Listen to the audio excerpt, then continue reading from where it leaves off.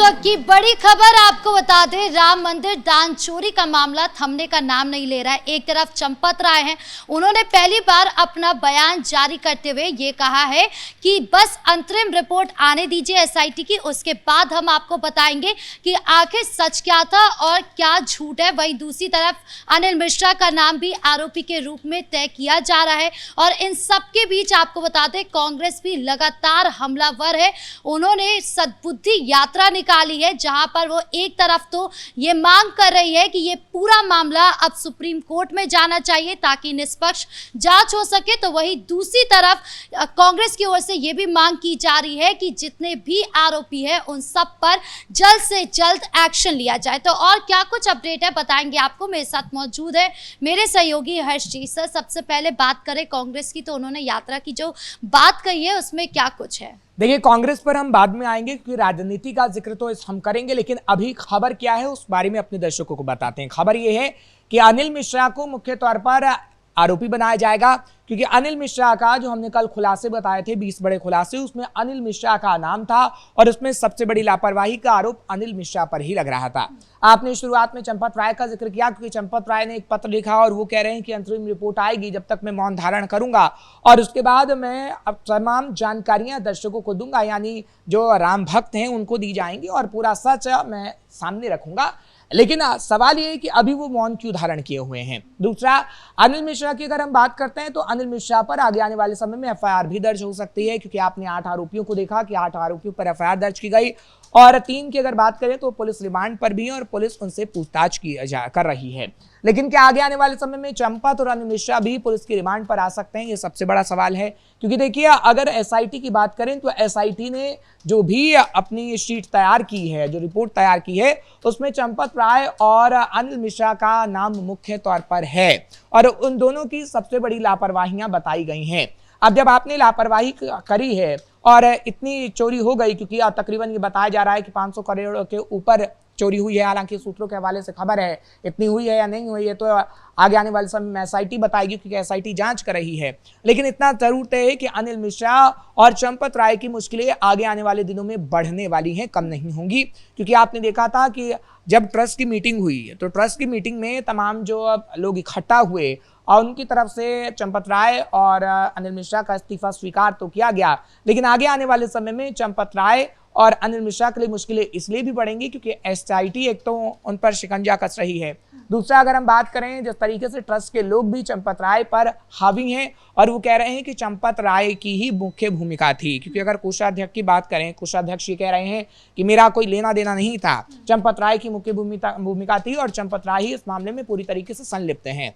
तो चंपत राय का नाम बड़ा सुर्खियों में आ रहा है। चंपत राय इसमें संदिग्ध भूमिका में है, अनिल मिश्रा इसमें संदिग्ध भूमिका में है और जो संदिग्ध भूमिका में होता है तो उस पर तगड़ी कार्यवाही होती ही होती है। सर, ऐसी कौन सी रिपोर्ट है जिसकी बात वो कर रहे हैं कि अंतरिम रिपोर्ट आने दीजिए, उसके बाद मैं सारी सच बताने वाला हूँ? ऐसे कौन सा सच है? देखिए, पिछले दिनों कई आरोप उन पर लगे थे और बताया गया था कि जो तमाम जो सामान है, जैसे हीरे की कुछ चीजें हैं, सोने की कुछ चीजें हैं या फिर चांदी की कुछ चीजें हैं, उसका हिसाब किताब चंपत राय ने नहीं दिया है। उन पर कई बड़े आरोप लगे थे। हालांकि उसके बाद हमने देखा कि चंपत राय ने उन आरोपों का जवाब दिया और उसके बाद आपने चाहे फिर तमाम सोने चांदी की चीजें देखी हों, उसकी तस्वीर भी सामने आई और कहा गया कि वो सुरक्षित रखा गया है। अभी अगर हम बात करें एसआईटी की, तो एसआईटी की तरफ से भी जो जानकारी दी गई है या फिर जो सूत्रों के हवाले से खबर मिल रही है वो ये बताता है कि अभी राम मंदिर का हिसाब किताब जो रखा गया है उसमें 32 किलो से सोना पूरी तरीके से सेफ है और 585 करोड़ के लगभग कैश है, यानी पूरा हिसाब किताब है और उसमें कोई गबन की ऐसी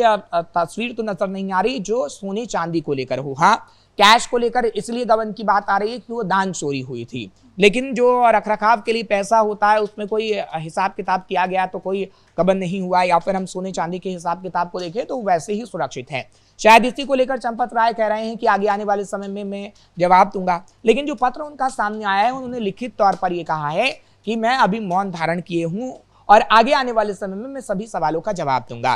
लेकिन सवालों का जवाब देते देते कहीं आपको देर ना हो जाए और आप आरोपी सिद्ध ना हो जाएं, क्योंकि देखिए एसआईटी आरोप की बात कर रही है अनिल मिश्रा पर, चंपत राय पर, जिन्हें आरोपी बनाया जाएगा। अभी देखिए नाम सिर्फ शामिल किए गए हैं और ये बताया गया है कि आपने बड़ी लापरवाही की है, क्योंकि जब आप पे पूरी जिम्मेदारी होती है तो आपको पूरा ध्यान रखना होता है कि देखिए राम मंदिर की अगर हम बात करें तो राम मंदिर सुप्रीम कोर्ट के फैसले के बाद कई सालों की लड़ाई चली और उसके बाद हमने देखा कि राम मंदिर का निर्माण हुआ और राम मंदिर में जब रामलला विराजमान हुए तो कितनों की आस्था से रामलला जुड़े और कितनों ने दान चढ़ाया और साथ ही साथ कैश चढ़ाया।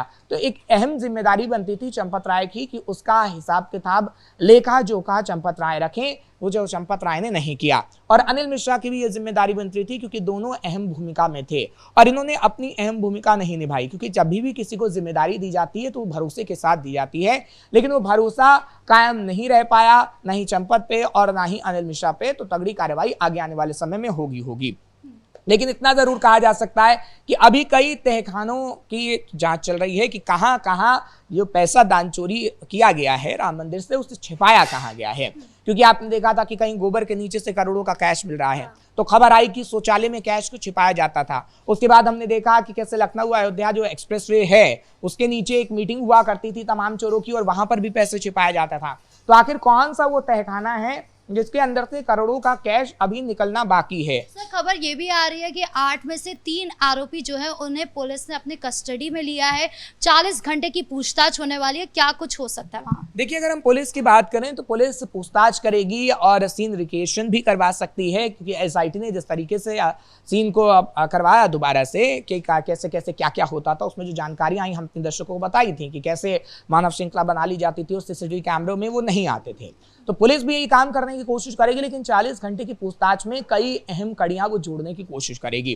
क्योंकि देखिए अभी 3 लोगों को पुलिस की रिमांड मिली है, हालांकि आगे आने वाले समय में सभी 8 लोगों को पुलिस की रिमांड मिलेगी और आप देखेंगे कि जो 120 नाम सामने आ रहे हैं उनके खिलाफ भी कहीं ना कहीं एफआईआर दर्ज हो सकती है, क्योंकि अभी ये जो 8 नाम हैं ये 8 नाम ही कई अहम कड़ियों को जोड़ने की कोशिश करेंगे। यानी पुलिस उनकी जुबान से उगलवाने की कोशिश करेगी कि आखिर वो कौन से आपके साथ लोग हैं जो आपके साथ दान चोरी में संलिप्त थे, ये जानने की कोशिश कहीं ना कहीं पुलिस करेगी। अच्छा, दूसरी तरफ हम देख रहे हैं कि सियासत भी जमकर हो रही है। कांग्रेस जो है वो सद्बुद्धि यात्रा निकाल रही है, लखनऊ, मेरठ, अलग अलग जिलों में मतलब ये यात्रा निकल रही है। क्यों निकाली जा रही है, क्या है इसका मकसद? देखिए अगर कांग्रेस की बात करें तो कांग्रेस बार बार ये कह रही है कि सच सामने नहीं आ पा रहा है और वो कह रहे हैं कि चंपत राय, अनिल मिश्रा, गोपाल राव ये सब बड़ी मछलियां हैं, लेकिन इनके खिलाफ तगड़ा एक्शन नहीं लिया जा रहा है उत्तर प्रदेश के अंदर, जबकि ये लोग सरकार के नुमाइंदों के बेहद करीबी हैं, इसलिए इनके खिलाफ एक्शन नहीं लिया जा रहा। ये प्रदेश अध्यक्ष का कहना है कांग्रेस के। और अजय राय बार बार यही कहने की कोशिश कर रहे हैं कि हम जब तक सद्बुद्धि यात्रा निकालेंगे, जब तक सरकार के नुमाइंदों में सद्बुद्धि नहीं आ जाती कि राम मंदिर चोरी को लेकर ना तो कोई जांच सही तरीके से बिठाई गई है और ना ही कोई ऐसी स्थितियां बनाई जा रही है ताकि किसी भी मंदिर में चोरी ना हो। देखिए इनका मकसद है सियासत करना और कोई भी मकसद नहीं है, क्योंकि जब राम मंदिर का निर्माण अयोध्या के अंदर हो रहा था तो ये बार बार कोर्ट भाग रहे थे कि राम मंदिर का निर्माण अयोध्या के अंदर ना हो। और तो और समाजवादी पार्टी या कांग्रेस की बात करते हैं तो इतिहास के पन्नों में आज भी ये लिखा हुआ है कि कैसे उस वक्त कांग्रेस की तरफ से विरोध किया गया था। जैसे आज सद्बुद्धि यात्रा राम मंदिर चोरी को लेकर निकाली जा रही है, उस वक्त यात्राएं निकाली जा रही थी कि हिंदुओं का राम मंदिर ना बने। तो ये बड़ा फर्क है, क्योंकि देखिए आजकल सोशल मीडिया का जमाना है। पहले क्या होता था कि कांग्रेस जब ऐसी तस्वीरें पेश करती थी तो वो अखबारों में छपती थी, अखबारों की कटिंग आपको गूगल पे जरूर मिल जाएगी, लेकिन जो तस्वीरें हैं वह आज सोशल मीडिया का जमाना है तो वो भरकर सामने आ जाती हैं। लेकिन इतिहास के पन्नों में आज भी बहुत कुछ लिखा है कि किस तरीके से हिंदुओं का कत्लेआम हुआ, जिसमें समाजवादी पार्टी और कांग्रेस का हाथ रहा है। ऐसा नहीं है कि समाजवादी पार्टी और कांग्रेस के दूध के धुले हैं और आज वो हिंदुओं की बात कर रहे हैं तो हिंदुओं का प्यार समाजवादी पार्टी और कांग्रेस से हो ही जाएगा। क्योंकि देखिए अगर हिंदुओं की हम बात करें तो हिंदुओं ने बहुत सोचा है, समझा है, उसके बाद योगी आदित्यनाथ को लाने का काम किया। क्योंकि 2017 में जब योगी आदित्यनाथ आए तो 2022 में दोबारा इसलिए ही आए क्योंकि योगी आदित्यनाथ की नीतियां कहीं ना कहीं पसंद आई है। और आप अभी देखिएगा जो नितिन नवीन राष्ट्रीय अध्यक्ष योगी आदित्यनाथ के साथ पहुंचे थे, जब केशव प्रसाद मौर्य, ब्रजेश पाठक थे, तभी ये कहा गया कि जो मीटिंग हो रही है, हालांकि वो आम मीटिंग थी और आपने देखा किस तरीके से आम का लुत्फ उठाया गया, लेकिन ये कहा जा रहा था कि आगे आने वाले समय में योगी आदित्यनाथ के नाम पर ही मुहर लगेगी और वही सीएम बनेंगे, क्योंकि नितिन नवीन ने ये क्लियर कर दिया है। सर, सद्बुद्धि यात्रा की बात करें तो वहां पर बोला गया है, मतलब ये लोग मांग कर रहे हैं कि एससी के पास जाए, सुप्रीम कोर्ट के पास जाए और वहां पर निष्पक्ष जांच की मांग करें, यानी कि उन्हें एसआईटी पर क्या भरोसा नहीं है। देखिए, अगर कांग्रेस पार्टी या समाजवादी पार्टी कोर्ट जाने की बात करती है तो मीडिया तक आप क्यों सीमित रहते हैं? आप जाइए कोर्ट, किसने मना किया है? आप सुप्रीम कोर्ट जाइए, आप हाई कोर्ट जाइए, या फिर आप किसी भी कोर्ट जा सकते हैं, आप स्वतंत्र हैं। लेकिन ये उनका दिखावा है। अगर उन्हें कोर्ट जाना होता तो सिर्फ मीडिया में बातें नहीं की जाती, बाकायदा कोर्ट जाया जाता और वहां पर केस भी लड़ा जाता। तो कुल मिलाकर राम मंदिर दान चोरी के मामले में एक तरफ पुलिस लगातार कार्रवाई कर रही है।